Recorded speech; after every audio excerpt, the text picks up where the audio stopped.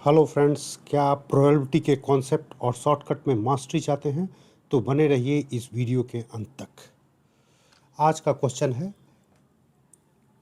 एक बैग में 6 लाल, 4 blue, 2 green और 3 येलो मार्बल्स रखे हुए हैं। 4 मार्बल को हम एक साथ जो है रैंडमली हम उसको पिक करते हैं, तो क्या प्रोबेबिलिटी है कि एटलीस्ट वन, कम से कम एक जो है ब्लू मार्बल होगा। टोटल कितना है? टोटल मार्बल 6, 4, 2 एंड 3 कितना हो गया? 15। तो 15 मार्बल में 4 मार्बल निकालने का टोटल कॉम्बिनेशन क्या होगा? वो होगा 15C4।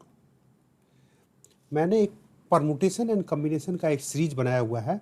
आप उसमें ज़रूर इस प्रोबेबिलिटी को पढ़ने से पहले, जानने से पहले आप एक बार परमुटेशन एंड कॉम्बिनेशन के सीरीज को देखें, तब जाकर के आप इसको समझ पाएंगे कि ये 15C4 total number of combination कैसे आया है। ठीक है, ये कॉम्बिनेशन, परमुटेशन एंड कॉम्बिनेशन में आपको पता चलेगा। ये जो है इसको कैसे लिख सकते हैं? Factorial 15 divide by factorial 4 divide by factorial 15 minus 4 11। ठीक है, इसको अगर सॉल्व करेंगे तो ये हो जाएगा 1365।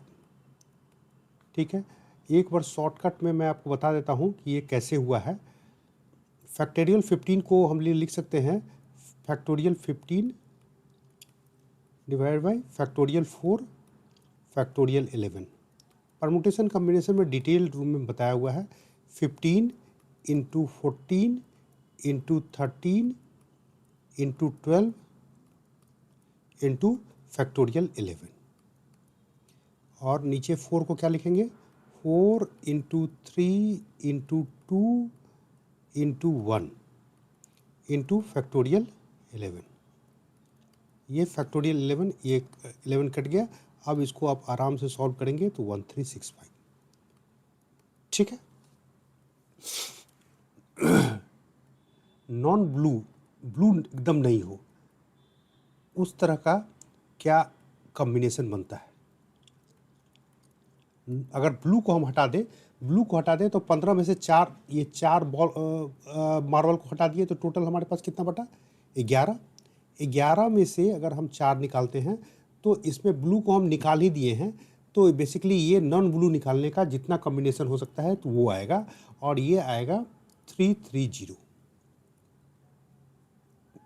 तो प्रोबेबिलिटी जो है नॉन ब्लू होने का, नॉन ब्लू मार्बल आने का, ये हमको निकल जाएगा। टोटल हमारा दिया हुआ है 1365। जो ब्लू नहीं हो उसका कॉम्बिनेशन है 330, तो नॉन ब्लू आने का प्रोबेबिलिटी होगा 330 डिवाइड बाई टोटल कितना है? 1365। ठीक है, तो एटलीस्ट जो है ब्लू आने का, एटलीस्ट वन ब्लू आने का पॉसिबिलिटी, प्रोबेबिलिटी क्या होगा? P at least one blue.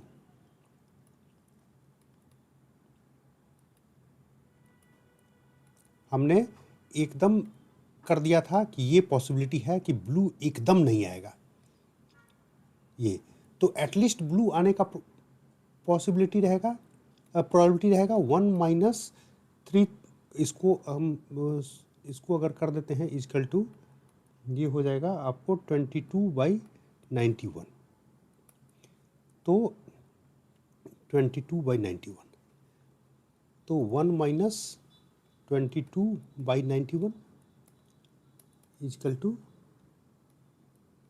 69/91। ये प्रोबेबिलिटी है। कम से कम एक ब्लू जो है, 4 निकालेंगे मार्बल तो एटलीस्ट वन ब्लू जो है ब्लू आएगा, इसकी प्रोबेबिलिटी ये आएगी। चलिए दूसरा क्वेश्चन देखते हैं। राम और श्याम एक इंटरव्यू के लिए, 2 वैकेंसी है, और उसके लिए अपीयर हो रहे हैं। राम के सिलेक्शन का प्रोबेबिलिटी है 1/3, श्याम के सिलेक्शन का प्रोबेबिलिटी है 1/3।